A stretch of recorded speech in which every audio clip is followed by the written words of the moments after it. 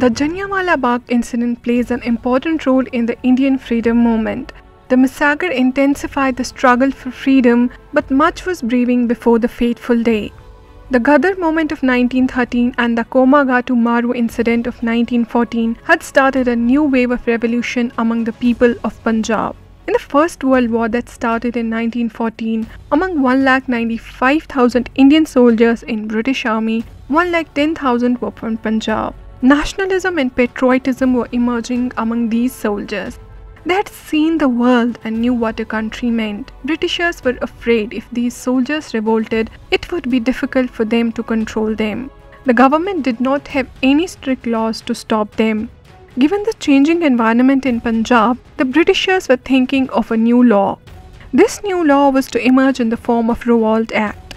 When the British government started discussing it, protests also surfaced.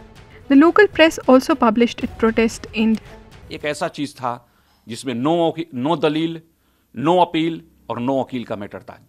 Clear है, इसमें किसी तरह के इसको कोर्ट में नहीं ले जाया जा सकता। पहले क्या था कि किसी भी व्यक्ति को गिरफ्तार किए उसका एक कारण बता दिए। किसी भी व्यक्ति को गिरफ्तार करके पुलिस रखेगी, उसके बाद उसको कोर्ट ले जाएगी, कोर्ट में जाकर के उसको जो भी अपना गवाही देना, अपना वकील रख करके, इसमें कोई सिचुएशन ही नहीं था। आपने बिना किसी कारण बताए किसी भी व्यक्ति को गिरफ्तार करके किसी जगह पर कितनाओं दिन के लिए रख लिए। और इसमें एक और खास बात थी, उसमें यह थी कि जो व्यक्ति इसको लागू किया, जो व्यक्ति सजा देता था, जो व्यक्ति जज बनता था, मतलब सारे चीज एक ही व्यक्ति के हाथ में देकर के इन्होंने छोड़ दिया कि बस आपको इनको कंट्रोल करना चाहे तो आप जैसे करो। पत्र पत्रिकाओं में अमृत बाजार पत्रिका थी, उसके बाद Independence, Bombay Chronicle, New Herald, the Tribune, Vijay, Inquilab, Siasat, सब ने कुछ न कुछ इसके बारे में निकाला और अंग्रेजों की धज्जी उड़ा दिया इन्होंने। लेकिन अंग्रेज किसी भी रूप में सुनने के लिए तैयार नहीं थे। एक पत्रिका था वक्त, 22 मार्च को एक कार्टून भी निकाला था जिसमें इस रॉलेट को काले नाग की तरह दिखाया था और तब से इसको काला नाग भी कहा जाने लगा। एक दूसरा शब्द भी आता है कि ये सांप था और काला नाग था। Protest against this black law took place all over India through Satyagraha. Protests also took place in many parts of Punjab as well. In Amritsar also scheduled protests were going on. इसमें दो व्यक्ति अमृतसर में इसको lead किए, एक doctor Satyapal Malik और दूसरा हो गए डॉक्टर किचलू। दोनों के नेतृत्व में प्रदर्शन होते रहे और उस प्रदर्शन में महात्मा गांधी को भी बुलाने की बात थी। महात्मा गांधी भी 2 अप्रैल को पंजाब पहुंचने के लिए चल चुके थे, लेकिन पलवल में, चूंकि पंजाब का क्षेत्र उसमें बहुत बड़ा था, उस पलवल में वहीं पर ट्रेन से मुंबई से वो आए, उनको रोक करके वहीं से उनको वापस कर दिया गया। इसलिए महात्मा गांधी यहां पर पहुंच नहीं पाए। जो भी हो, इन सब के बावजूद 18 मार्च 1919 को रॉलेट बिल 20 मतों के मुकाबले 35 मतों से इसे पारित कर दिया गया। 10 अप्रैल को जिलाधिकारी जो इरविन था, अमृतसर का जो जिलाधिकारी था, उसने डॉक्टर किचलू और सत्यपाल मलिक दोनों को बुलाया और धोखे से 10 बजे सुबह में बुला करके उन दोनों को गिरफ्तार कर लिया गया। यहां पर गिरफ्तार करके यहां नहीं रखा गया, बल्कि उनको गिरफ्तार करके लेकर के धर्मशाला भेज दिया गया। Tensions simmered in Amritsar after the arrest of 2 senior leaders. More than 20,000 people protest in Katra, Jaimal Singh, Hal Bazaar and Uchpul area. After 1 or 2 violent incidents, Lieutenant Governor of Punjab, Michael O'Dwyer, had called Army Officer General R. Dyer from Jalandhar Cantonment Board to handle the situation.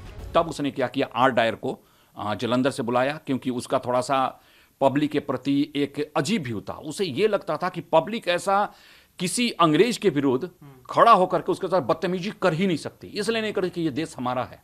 ये हैं कौन? ये तो कुत्ते और कीड़े मकोड़े, ये कर ही नहीं सकते। और इसको लेकर के गुस्सा था, और गुस्सा में आने वाला जो सबसे प्रोमिनेंट होकर बोलने वाला उत्तर क्षेत्र में कोई व्यक्ति था तो ये जनरल डायर था। A day before the Jallianwala Bagh massacre, General R. Dyer marched in Amritsar with his entire armed forces and announced a curfew. जब ये घर गए, अपने क्वार्टर पर गए, तो उन्होंने मैप देखा तो पता चला ये तो 10% एरिया ही कवर किए। 90% लोगों को तो पता ही नहीं है कि आपने मार्शल लॉ लगाया है, कि रॉलेट एक्ट लगाया है, कि आपने कर्फ्यू लगाया, आपने क्या लगाया, किसी को पता ही नहीं। तब 10% पर इन्होंने कहा था और उसी 10% से कुछ नहीं होना था। लोगों को पता नहीं चला, 90% लोगों को पता नहीं चला कि हमारे यहाँ कर्फ्यू भी लगा हुआ है। Due to the lack of this information, people gathered for a meeting at Jallianwala Bagh. Apart from this, on the day of Vaisakhi, the Sangat from far had reached Sri Harminder Sahib to pay homage. Traders who had come to participate in Gobindgarh Pashu Mela were also present there. Khushal Singh, Muhammad Pehlwan and Mir Riyazul Hassan were spying and passing the moment-to-moment information to General Dyer. एक और group होता था जो उसमें भीड़ होती थी वो थी और मोहल्ले की औरतों की, बच्चों का और बूढ़े लोगों का। वो सारा माइक वहाँ चल रहा था, सारी तैयारी हो रही थी, सुबह से तैयारी सारी कुछ चल रही थी। लोगों को बहुत लेना था, लोगों को सिर्फ इतना लेना था कि माइक लग रहे हैं, कुछ ना कुछ बजेगा, हमें देखना है। बाकी मीटिंग की बात अलग थी, लोगों को पता नहीं, 90% लोगों को वहां नहीं पता था कि यहाँ किसी तरह की मीटिंग होने वाली है, क्रांतिकारियों की मीटिंग होने वाली है या आज सत्याग्रहियों की मीटिंग होने वाली है। उसे लोगों को कोई लेना देना नहीं था, न्यूज ही नहीं पता चलता था। वहां पर मीटिंग जब शुरू हो गई 1 बजे के आसपास लोग वहां इकट्ठा होना शुरू हो गए। उसकी सारी खबर जनरल डायर को पहुंचने लगी। The meeting, which was scheduled at 4:30 p.m., started at 3 p.m. Considering the huge crowd, at 5:15, General Dyer reached Jallianwala Bagh with 4 detachments of 25 soldiers. With 50 soldiers of Gorkha Regiment and Afghan Regiment, General Dyer entered the Bagh and immediately ordered to shoot. जैसे दुर्गादास खड़े हुए और वो हटने के लिए तैयार हुए, तभी गोली चलना शुरू हो गई। और वो गोली चलने का जो टाइम था जनरली जो मिलता है वो है 5:50 में गोली चलना शुरू हो गई। इस सिचुएशन में इन्होंने कहीं कुछ नहीं देखा, कोई हवाई फायर नहीं, सीधे जहां सबसे ज्यादा भीड़ थी वहां गोली चलाना शुरू कर। लेकिन जब लोगों के शरीर से खून बहना शुरू हुआ तब भगदड़ मच गई। उसको भी समझने से 1 से 1.5 मिनट लग गए कि हुआ क्या। एक गोली तो चल नहीं सकता था, ऐसा कोई रिकॉर्ड था नहीं। लोग भी जानते थे कि भैया सरकार है, हमारी सरकार है। और कुल मिलाकर के 303 का 3.3 का 1650 गोलियां चला था। एकमात्र उस जलियांवाला बाग में एक कुआं था, 3 पेड़ थे और एक टूटी फूटी समाधि थी। इससे बचना बहुत मुश्किल था। उस कुआं में स्त्रियां और बच्चे जो थे, बूढ़े थे, लगभग कूद गए, उससे भर गया।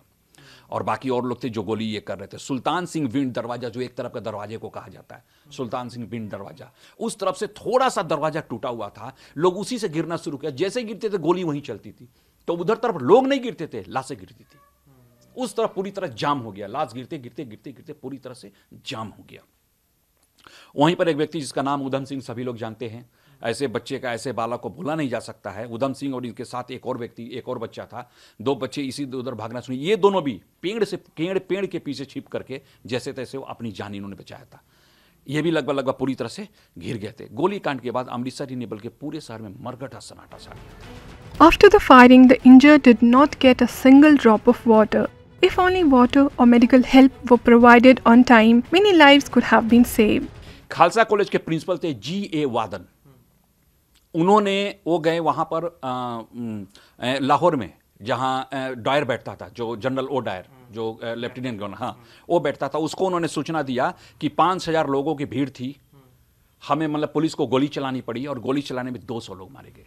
ये पहला रिकॉर्ड आता है कि 200 लोग मारे गए। पंजाब का मुख्य सचिव था J.P. थॉमसन। वो लिखता है कि 291 लोग मारे गए थे। उसमें भी वो डाटा देता है कि 211 अमृतसर शहर के थे। हंटर कमेटी कहती है कि 379 लोग मरे। और बड़े आश्चर्य की बात है, इसको समझने की जरूरत है। उसमें वो कहती है कि 275 लोग गोलियों से मरे हैं, 104 लोग कुएं में जो डेड बॉडी था वो डेड बॉडी है। तो मदन मोहन मालवीय उस जांच कमेटी का अध्यक्ष होते हैं और वो बताते हैं कि 1000 लोग मरे थे। कांग्रेस जांच कमेटी जो देती है वो कहती है 1200 लोग मरे थे और 2600 लोग घायल हुए थे। स्वामी श्रद्धानंद थे, वो श्रद्धानंद भी गए थे वहां पर और उन्होंने कहा कि 1500 लोग मरे। यानी कि कुल मिलाकर के जो डाटा आ रहा है वो 1000 से लेकर के 1500 के बीच में आ रहा है। अंग्रेजों के ही रिकॉर्ड है जो बढ़ते जा रहे हैं, लेकिन 379 कहीं से नहीं बढ़ता। ये सिचुएशन था। तो कुल मिलाकर ये कहा जा सकता है कि कितने लोग मरे थे, ये बहुत ज्यादा ये क्लियर नहीं होता, लेकिन इतना तय है कि हजारों की संख्या में लोग मरे हैं, जिसको कुछ भी ये करना मुश्किल हो जाता है। After the outrage of the Indians, the white government had to suspend General Dyer, who quietly returned to Britain. Shahid Udham Singh avenged the massacre by shooting Michael O'Dwyer in London on March 13, 1940. In 1961, the government of India erected a memorial to pay him homage to departed souls, which was inaugurated by former President Dr. Rajendra Prasad. An ETV Bharat report.